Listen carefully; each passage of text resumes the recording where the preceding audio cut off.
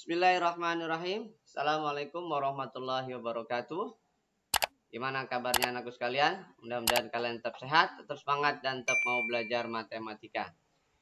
Kali ini kita akan melanjutkan pembahasan statistik inferensi, yaitu peluang binomial. Sebelum ke peluang binomial, kita akan mengupas sedikit tentang peluang diskrit. Nah, pada video sebelumnya sudah dikemukakan tentang variabel acak diskrit. Nah, sekarang bagaimana menentukan peluang variabel acak diskrit? Kita definisikan dulu bahwa distribusi peluang diskrit adalah suatu tabel atau rumus yang mencantumkan semua kemungkinan nilai suatu pengubah acak diskrit. Nah, ruang contoh diskrit mengandung jumlah titik yang tak terhingga dan juga nilai peluangnya. Nah, penyajiannya bisa dalam bentuk tabel, bisa dalam bentuk grafik, dan bisa dalam bentuk fungsi. Contoh misalkan, Diana melakukan pelemparan sebuah dadu. Variabel X menyatakan mata dadu yang muncul. Nah, kita akan menyajikan dalam bentuk tabel, grafik, dan fungsi. Nah, sebelum menyajikan dalam bentuk tabel, tentu kita harus mencacah terlebih dahulu peluang-peluang dari nilai X yang muncul. Nah, nilai X yang muncul karena sebuah dadu dilempar dan dadu cenderung memiliki 6 mata sisi, maka ada 6 kemungkinan. Yaitu nilai X-nya 1, 2, 3, 4, 5, 6. Nah, peluangnya untuk dadu 1 berarti F1, maka nilainya 1/6. Untuk dadu 2, F2 nilainya 1/6 juga. Begitupun F3, F4, F5, F6 semuanya 1/6. Karena masing-masing memiliki peluang yang sama. Nah, setelah kita dapat ini, maka kita sajikan dalam bentuk tabel. Jadi misalkan X-nya 1, 2, 3, 4, 5, 6. Lalu Fx untuk F1 1/6, F2 1/6, F3 1/6, sampai dengan F6 1/6. Kemudian kita juga bisa menyajikan dalam bentuk grafik ya. Nah, kalau dalam bentuk grafik karena semua nilai peluangnya 1/6 berarti batangnya sama untuk setiap nilai X-nya. Jadi untuk X1 1/6, X2 1/6, X3 1/6, sampai X6 juga 1/6. Sehingga batangnya lurus karena nilai peluangnya sama. Begitupun dapat disajikan dalam bentuk fungsi. Jadi misalkan Fx sama dengan 1/6 untuk X sama dengan 1. Fx sama dengan 1/6 untuk X sama dengan 2. Begitupun untuk X sama dengan 6. Jadi nilai Fx-nya semua 1/6. Itu untuk kasus satu buah dadu. Oke, itu contoh penyajian distribusi peluang dari variabel acak. Contoh berikutnya adalah sebuah kantong berisi bola-bola kecil yang terdiri dari 6 butir bola merah dan 4 butir bola putih. Dalam kantong tersebut diambil 3 butir bola sekaligus. Variabel acak X menyatakan banyak bola putih yang terambil. Oke. Jadi di sini ada sebuah kantong yang mana isinya ada 6 bola merah dan 4 bola putih. Ambil 3 secara acak. 3 secara acak. Artinya sembarang. Nah, 3 secara acak itu, kalau X adalah terambil putih,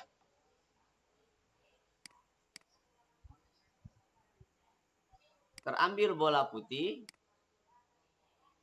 maka memungkinkan X itu semuanya merah. Artinya berarti X-nya 0. 1 putih memungkinkan, 2 putih memungkinkan, 3-tiganya putih. Berarti X itu diskritnya 0, 1, 2, 3. Gitu ya. Nah, mengenai berapa banyak X0, karena di sini 3 diambil, X0 itu artinya semuanya merah. Merah itu ada 6. Berarti 6 kombinasi 3. Ya kan? Dikali dengan tentunya 4 kombinasi 0. Karena putih tidak ada yang diambil. Nah, 6 kombinasi 3 berapa? 6 kombinasi 3 itu adalah perkalian 3 bilangan tertinggi dibagi dengan 3 bilangan terendah. Sedangkan 4 kombinasi 0, 1 ya. Ingat ya. 4 kombinasi 0 itu 1. Atau secara umum, N kombinasi 0 itu 1. Sedangkan N kombinasi 1 adalah N ya. Nah, ini mungkin catatan utamanya. Jadi, 6 kombinasi 3 adalah 20. Berarti ada 20. Sedangkan untuk NX sama dengan 1, itu artinya 1 putih. Berarti 6, merahnya 2. Berarti 6 kombinasi 2 kali 4 kombinasi 1. 6 kombinasi 2 berarti 6 kali 5 per 2 kali 1. 4 kombinasi 1 adalah 4. 4 dibagi 2 adalah 2. 6 kali 5 kali 2 berarti 60. Kemudian X untuk 2. Berarti 6 kombinasi 1 artinya merah 1. Lalu putihnya 2. 4 kombinasi 2. 6 kombinasi 1 adalah 6. 4 kombinasi 2 adalah 4 kali 3 per 2 kali 1. 6 kali 6 berarti ya. Ini 36. Kemudian untuk X sama dengan 3. Artinya berarti merahnya enggak ada. 6 kombinasi 0 kali 4 kombinasi 3. 6 kombinasi 0 adalah 1. 4 kombinasi 3 adalah 4. Berarti nilainya 4. Nah, total semua itu namanya ruang sampel dari pengambilan 3 butir secara acak. Boleh dicacah, jumlahkan ini semua. Berarti ini 120 ya. Itu 110. Itu namanya dicacah. Berarti dijumlahkan dari semua kemungkinan yang tadi. 0, 1, 2, 3, 4. Atau kita ngambil 3. Ngambil 3 dari 10. Ngambil 3 dari 10 berarti 10 kombinasi 3. 10 kombinasi 3 adalah perkalian 3 bilangan tertinggi dari 10 itu kan. 10, 9, 8 dibagi 3 bilangan terendah. 3, 2, 1.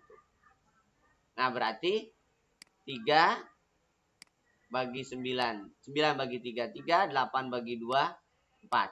Berarti 10 kali 3 kali 4, 120. Sama ya dengan kita cacah. Nah, setelah kita dapatkan ini, baru kita hitung. Berapa peluang untuk X0, berapa peluang untuk X1, X2, dan X3. Gitu ya. Nah, jadi peluang untuk, karena ini P, berarti hanya untuk satu kejadian itu. Px0 berarti Nx0 dibagi dengan Ns. Dalam hal ini adalah, tadi X0 nilainya ada 20. Nah, berarti 20 per 120. Berarti 1/6. Lalu yang kedua, Px sama dengan 1. Berarti Nx1 tadi sudah dihitung juga dibagi dengan ruang sampelnya. Nx1 adalah 60. Berarti 60 per 120. Berarti 1/2. Lalu yang ketiga, Px sama dengan 2. Berarti Nx untuk 2 dibagi dengan Ns. Nilainya adalah 36 per 120. Bagi 12 ya. Bagi 12 atau bagi berapa nih? Kalau bagi 12 berarti 10. Bagi 12 berarti 3. Jadi 3/10. Lalu yang terakhir tadi pertanyaannya adalah untuk X sama dengan 3. Berarti Nx3 dibagi dengan Ns. Maka nilainya adalah 4 ya. 4/120. Atau bagi 4, 1/30. Nah, itu nilai-nilai peluangnya. Ini bisa dibuat dengan tabel kalau misalkan diminta dalam bentuk tabel. Jadi kalau dalam bentuk tabel demikian. Ini X. X-nya ada 0. kemudian ada 1, ada 2, dan terakhir adalah 3. Sehingga ini adalah fx.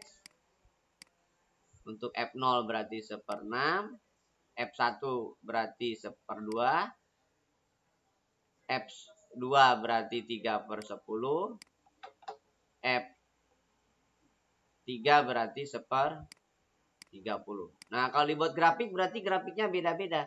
Karena ada yang 1/6. Jadi kalau dibuat grafiknya tentu beda-beda. Karena nilainya dia beda-beda. Jadi untuk 0 1/6. Katakanlah segini 1/6. Kemudian untuk 1 dia melebihi dari 1/6. Ya, berarti lebih dari 1/6. Lalu untuk 2 3/10, katakanlah 3/10 demikian. Lalu yang terakhir adalah 1/30. Misalkan 1/30 adalah demikian. Gitu ya. Nah, itu kalau mau dibuat ke grafik. Kalau mau disajikan dalam bentuk grafik. Gitu ya. Oke, itu penyajian untuk peluang variabel acak diskrit. Kita akan lanjutkan ke peluang binomial ya. Nah, peluang binomial kita definisikan dulu dari mulai distribusi binomial. Jadi distribusi binomial dalam peluang binomial. Jadi tadi sudah kita kemukakan yang namanya distribusi variabel acak. Nah, untuk binomial, B itu berarti 2 saja. Nah, distribusi peluang binomial merupakan salah satu distribusi peluang diskrit yang banyak menjelaskan mengenai proses bisnis dan fenomena fisika. Nah, untuk menggunakan distribusi binomial ada 4 kondisi yang harus dipenuhi. Yang pertama, proses atau peristiwa harus dapat didefinisikan hanya memiliki 2 dan hanya 2 peristiwa yang saling eksklusif dan lengkap. Artinya hanya ada peristiwa sukses atau gagal saja. Yang kedua, peluang terjadi sebuah peristiwa harus sama untuk setiap percobaan dan tidak boleh berubah-ubah karena waktu dan jumlah percobaan. Artinya peluangnya tetap dalam kondisi yang sama. Setiap percobaan harus independen dengan percobaan yang lain. Artinya sebuah percobaan tidak dapat mempengaruhi percobaan yang lainnya. Percobaan pertama tidak mempengaruhi percobaan kedua, begitupun seterusnya. Jumlah percobaan harus bersifat diskrit. Artinya dapat dihitung. Misalkan 5 kali percobaan, 10 kali percobaan, 8 kali percobaan, dan seterusnya. Artinya tidak dalam kondisi tak berhingga. Nah, biasanya pelambangan sukses saja yang kita tentukan. Misalkan P itu adalah peluang sukses. Nah, untuk yang lainnya, Q adalah 1 min P. Berarti ini adalah peluang gagalnya. Nah, itu harus ada 2 kondisi demikian. Kalau lewat dari 2 kondisi berarti tidak termasuk binomial. Itu syarat utamanya. Jadi harus ada 2 kondisi. Gagal atau sukses. Sukses atau gagal. Nah, syarat peluang binomial berarti ada 4 minimalnya. Yang pertama, percobaan terdiri dari N usaha yang berulang. Jadi percobaannya tidak hanya sekali, tapi N usaha dan diskrit, artinya dapat dihitung. Yang kedua, tiap usaha memberikan hasil yang dapat ditentukan saling sukses atau gagal. Yang ketiga, peluang sukses dinyatakan dengan P, seperti yang tadi kemukakan. Kemudian tidak berubah dari usaha yang satu ke usaha berikutnya, artinya independen, tidak saling mempengaruhi. Kemudian tiap usaha bebas dengan usaha lainnya. Tiap usaha bebas dengan usaha yang lainnya. Kemudian rumusnya secara umum itu biasanya dilambangkan dengan B dalam kurung, ya kan? X titik koma NP.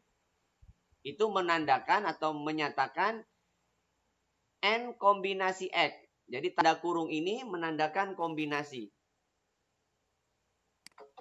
NX itu dibacanya adalah N kombinasi X. Nah, penulisan NX itu boleh juga dituliskan dengan CNX di atas dan di bawah, boleh juga di kiri dan di kanan. Nah, itu menunjukkan kombinasi. Gitu ya. Nah, definisi kombinasi sudah dikemukakan di sebelumnya bahwa N faktorial dibagi dengan N min X faktorial kali X faktorial. Itu definisinya. Jadi N kombinasi X adalah N faktorial dibagi dengan N min X faktorial kali X faktorial. Jadi B itu berarti menunjukkan binomial. P X sama dengan X kalau ingin dikatakan binomial maka dikatakan dengan NCX PX kali 1 min P N min X. Nah di sini ada urutan dari binomial. Seperti yang sebelumnya dikemukakan. Jadi kalau misalkan ada PQ dipangkatkan N. Itu penjabarannya adalah N kombinasi 0. Pada pertemuan sebelumnya. P pangkat 0 misalkan. Lalu Q pangkat N. Tambah misalkan N kombinasi 1. P pangkat 1 berarti Q N min 1. N kombinasi 2 berarti P kuadrat kali Q pangkat N min 2 dan seterusnya. Tergantung dari maunya berapa. Kalau misalkan pada 2 misalkan P X sama dengan 2. Itu arti urutan ketiga, suku ketiga. Itu artinya N kombinasi 2 berarti P kuadrat untuk 1 min P pangkat N min 2. Nah, 1 min P-nya bisa kita ubah dengan Q. Jadi N kombinasi 2, P kuadrat kali Q pangkat N min 2. Jadi di sini P min 1 itu kita ubah variabel atau kita nyatakan dalam variabel yang lain yaitu Q. Gitu ya. Jadi kalau N-nya terbatas 5 ya berarti N 5 kombinasi 2, P pangkat 2, Q pangkat 3. Yaitu rumusan umumnya ya. Nah sekarang kita ya. Jadi kita definisikan bahwa X itu usaha sukses. P itu peluang sukses. Lalu berarti Q peluang gagal. Atau P min satunya berarti gagal. Lalu N itu adalah jumlah usaha atau jumlah percobaan. Gitu ya. Oke kita mulai dengan contoh misalkan gini. Sebuah eksperimen melanturkan 2 dadu serentak 5 kali. 2 dadu dilemparkan serentak sebanyak 5 kali. Berarti kita sudah mendata di sini N-nya 5. Karena 5 kali. 5 kali percobaan. Jika A adalah kejadian muncul 2 mata dadu yang jumlahnya habis dibagi 3. Oke. Berarti A adalah jumlah mata dadu habis dibagi 3. Oke. Tentukan peluang sukses 3 kali. Berarti X-nya jelas 3 di sini. X-nya 3. Maka nanti peluangnya itu kita definisikan E, P, N gitu ya. Atau boleh juga P, X sama dengan 3 dalam hal ini ya. PX sama dengan 3.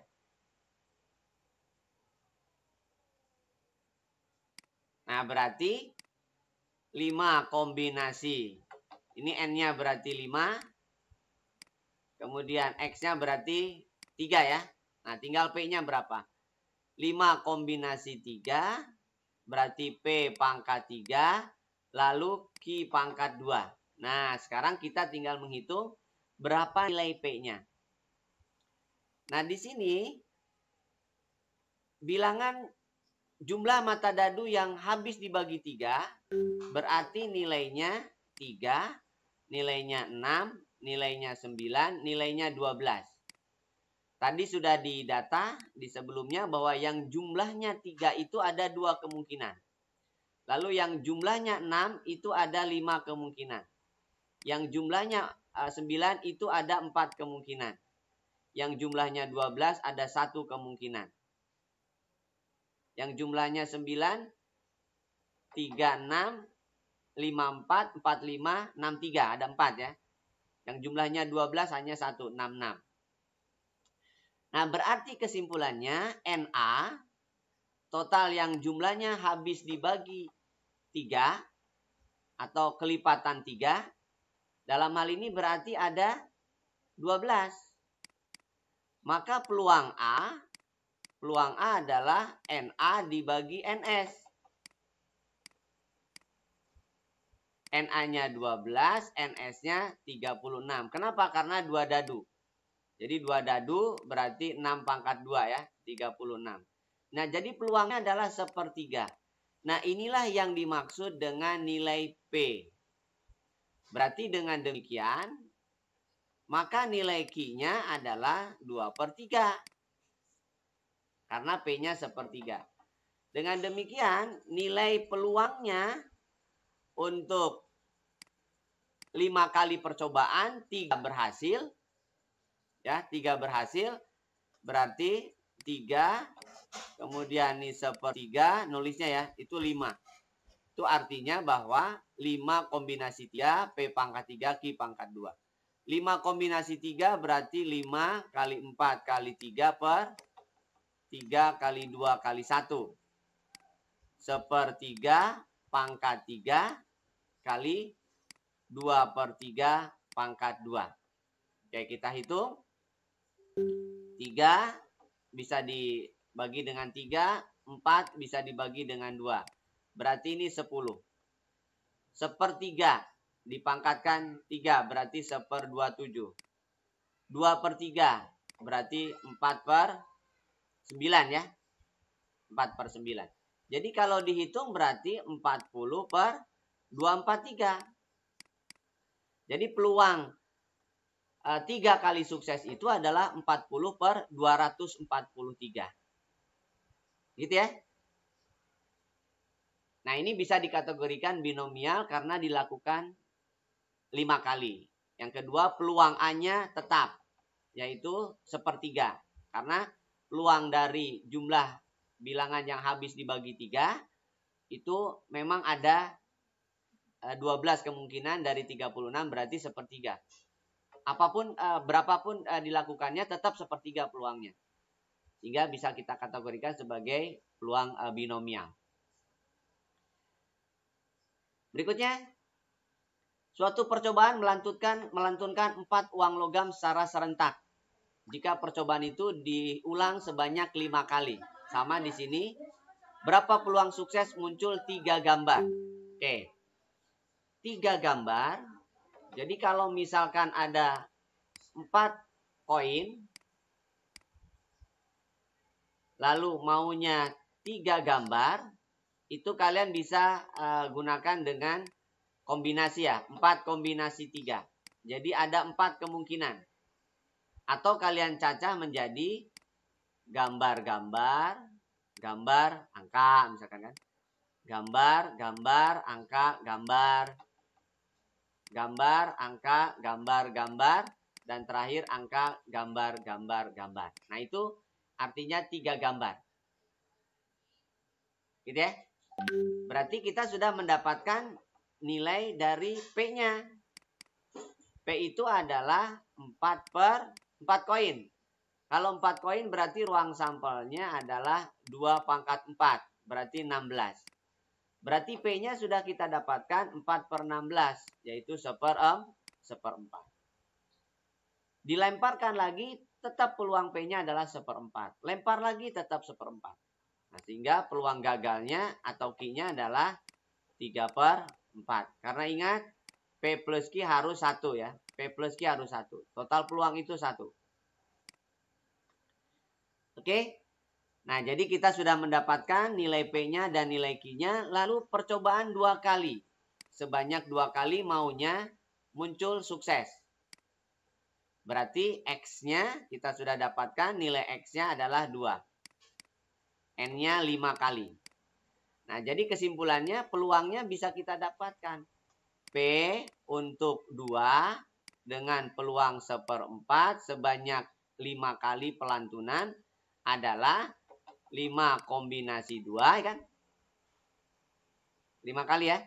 5 kombinasi 2, lalu 1/4 dipangkatkan 2 kali 3/4 dipangkatkan 3. 5 kombinasi 2 berarti 5 kali 4 dibagi 2 kali 1. 1/4 kuadrat berarti 1/16. Ini 3/4 berarti 27/64. 5 coret, 4 dengan 2 coret berarti 2. Nah, ini bisa dicoret juga. 2 dengan 16 berarti 8 ya. Nah, tinggal 5 kali 27. 5 kali 27 berarti 135. Dibagi 8 kali 64. 8 kali 4, 32. Taruh 3. 48 tambah 1 berarti 51. Jadi 135/512. Jadi peluang muncul 2 kali sukses untuk 3 gambar itu adalah 135/512. Gitu ya. Bisa dimengerti? Nah, berikutnya. Sebuah tes terdiri dari 10 pertanyaan pilihan ganda, 5 pilihan jawaban. Sebagai suatu eksperimen, kalian diminta memilih jawaban secara acak tanpa membaca pertanyaan. Berapa peluang jika yang diharapkan 6 soal benar? Jadi kalian, saya sodorkan 10 pertanyaan, terdiri dari 5 pilihan A, B, C, D, E. Lalu kalian menjawab asal. Harapan 8 benar itu berapa peluangnya? Oke. Karena di sini semua memiliki peluang yang sama, option A, B, C, D, E, maka peluang sukses itu berarti hanya 1 dari 5. Artinya berarti cuman 0,2. Jadi peluangnya 0,2 atau 20%. Berarti peluang gagalnya ya 4. 4/5 atau 0,8. Dari 10 itu maunya berarti N-nya di sini 10. Lalu maunya 6 benar. Berarti X-nya 6. Nah, sehingga peluangnya berarti untuk 6 benar dengan peluang 1/5, 10 soal, maka nilai peluangnya adalah 10 kombinasi 6, karena 6 benar dari 10, kali 1/5 dipangkatkan 6 berarti, kali 4/5 dipangkatkan 4. Nah, ini kalau dihitung manual, susah, harus pakai kalkulator. Oke, kita hitung pakai kalkulator. Misalkan 10 kombinasi 6 ya. Di sini saya pakai kalkulator. 10, ketik 10. Di sini ada kombinasi. Lambang kombinasi di sini ada di atas tanda pembagi. Berarti kalian ketik shift, ketik bagi. 10. 6. Berarti 10 C6 adalah 210. Jadi ini ada 210. Berarti ini 5 pangkat 6. Lalu kali ini 4 pangkat 4. 4 pangkat 4 bisa dihitung 2 pangkat 8 ya. Per 5 pangkat 4. Nah, jadi ini pembaginya sudah jelas. 5 pangkat 10. Berarti ini 210 kali 2 pangkat 8. Nah, tinggal hitung nih kalau mau pakai kalkulator. Dikali 2 pangkat 8. Berarti 376. 376 per 5 pangkat 10. Saya hitung pakai kalkulator. Dibagi 5 pangkat 10. Maka hasilnya 5,5 10 pangkat min 3. 5,5 10 pangkat min 3. Artinya berarti 0,0055. Jadi peluangnya kecil sekali. Nggak nyampe 20% lagi. Jadi 5,5 10 pangkat min 3. Gitu ya. Makanya menjawab soal itu jangan coba-coba. Karena kalau gambling ya peluangnya ada tapi kecil sekali. Gitu ya. Apalagi kalau harapannya 6 benar. Sangat kecil. Baik, kita lanjutkan. Salah satu tugas layanan pelanggan dari suatu perusahaan telepon adalah kecepatan melayani gangguan di rumah. Oke, menurut data, peluang gangguan pada layanan rumah bisa diperbaiki pada hari pengaduan adalah 90%. Nah, ini berdasarkan biasanya survei atau berdasarkan form yang diminta ke pelanggan, gimana kepuasannya. Nah, kepuasannya misalkan 90% terlayani dengan cepat. Untuk 6 gangguan pertama yang dilaporkan pada suatu hari tertentu, maka tentukan peluang paling banyak 4 gangguan bisa diperbaiki pada hari yang sama. Nah, jadi kalau ada 6 kali gangguan, peluangnya 4 diperbaiki bersama-sama, kira-kira peluangnya lebih dari 90% atau tidak? Nah, berarti di sini yang diminta adalah paling banyak, berarti X. Paling banyak 4 gangguan, paling banyak 4. Berarti kurang dari sama dengan 4 ya. Berarti F1, F2, F3, F4 nih yang bisa dilakukan. Nah, berarti harus dicaca satu-satu nih. F1 dulu berapa, F2 berapa, F3 berapa, dan seterusnya. Jadi kalau F1 berarti 1 terlayani dari 6.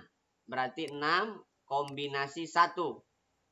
90% berarti 0,9 pangkat 1. Gagalnya 0,1 pangkat 5. Itu F1.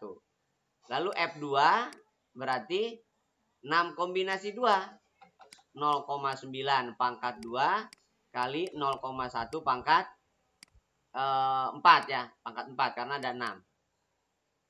Lalu F3 itu artinya 6 kombinasi 3, 0,9 pangkat 3 kali 0,1 pangkat 3. Nah, kalau F4 berarti 6 kombinasi 4, 0,9 pangkat 4 kali 0,1 pangkat 2. Nah, itu dijumlah, dihitung masing-masing berapa, ini berapa. Nah, ini harus pakai kalkulator. Bisa dimengerti ya? Nilainya 5,4 tapi pangkat 10, kecil sekali. 5,4 10 pangkat min 4. 10 pangkat min 5. Sangat kecil. Berarti 0,000054. Begitupun yang kedua. Pakai kalkulator ya, menghitungnya pakai kalkulator. Jadi kalau pakai kombinasi 5C2, pakai tanda titik 2 ya. Atau bagi ketik 2. 5C2. Itu adalah 10. 6 ya, sorry. 6 berarti 6 kombinasi 2. Berarti 15. Ya, 15 kali 0,9 pangkat 2. Kali 0,1 pangkat 4. Maka hasilnya adalah 1,25 pangkat 10 pangkat min 3. 1,215 10 pangkat min 3. Berarti 0,001215. Sama kecil ya. Yang ini pun sama. 6 kombinasi 3 kali 0,9 pangkat 3 kali 0,1 pangkat 3. Nah, ini 0,0146. Nah, kalau yang berikutnya 6 kombinasi 4 kali 0,9 pangkat 4 kali 0,1 pangkat 2. Maka hasilnya 0,098. Nah, ini dijumlahkan. Hasilnya berapa? Gitu ya. Nah, jadi sangat kecil. Pasti tidak lagi 90% ya. Kenapa? Karena maunya 4 tertangani secara bareng-bareng. Mungkin petugasnya dan lain sebagainya. Oke? Bisa dimengerti bagaimana binomial itu bisa digunakan. Satu lagi misalkan gini. Peluang seorang sembuh dari operasi jantung yang rumit adalah 0,7. Bila dari 10 orang menjalani operasi jantung, tentukan tepat 5 orang akan sembuh. Nah, jadi untuk 5 orang yang sembuh, maka penulisannya adalah 5 titik koma, ya kan? 0,7 titik koma 10. Itu artinya berarti 10 kombinasi 5 kali 0,7 pangkat 5, sisanya berarti 0,3 pangkat 5 juga. Ya, nah ini tinggal dihitung berapa. Lalu yang B, paling sedikit 3 orang akan sembuh. Kalau paling sedikit berarti minimal 3. Berarti X lebih dari sama dengan 3. Akan sangat banyak. Berarti peluang untuk 3, kan ya. Kemudian peluang untuk 4 sampai dengan peluang untuk 10. 10-10-nya sembuh berapa? Nah, ini sangat banyak. Ambil contoh misalkan peluang untuk 3. Berarti 3 nulisnya adalah 10 kombinasi 3. 0,7 pangkat 3 kali 0,3 pangkat 7. Itu untuk P3 ya. Lalu untuk 4 dan seterusnya sangat banyak. Nah, ini harus pakai kalkulator, nggak bisa tidak. Nah, saya coba tuliskan caranya saja. Gitu ya. Lalu yang ketiga, yang C, kurang dari 3 orang sembuh. Berarti kurang dari 3 orang berarti X kurang dari 3. Berarti hanya sembuh, penulisannya boleh pakai P besar, boleh pakai F kecil. F1, F0 boleh kan? Tidak ada yang sembuh, artinya meninggal semua. F0, kemudian F1, F2. Tidak ada yang sembuh, sembuh 1, sembuh 2. Gitu ya? Lalu yang D, antara 3 sampai 8 sembuh. Berarti peluang antara 3 sampai 8 sembuh. 3 sampai 8 berarti 3-nya masuk, 8-nya masuk ya. Bisa dimengerti ya? Mungkin maksudnya antara 3 orang sampai 8 orang sembuh. Berarti ini, berarti F3, F4 sampai dengan F8. Nah, ini tinggal dihitung masing-masing dengan menggunakan binomial.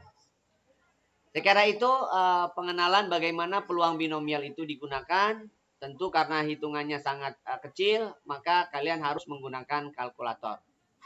Sampai di sini dulu untuk video yang kedua tentang peluang binomial.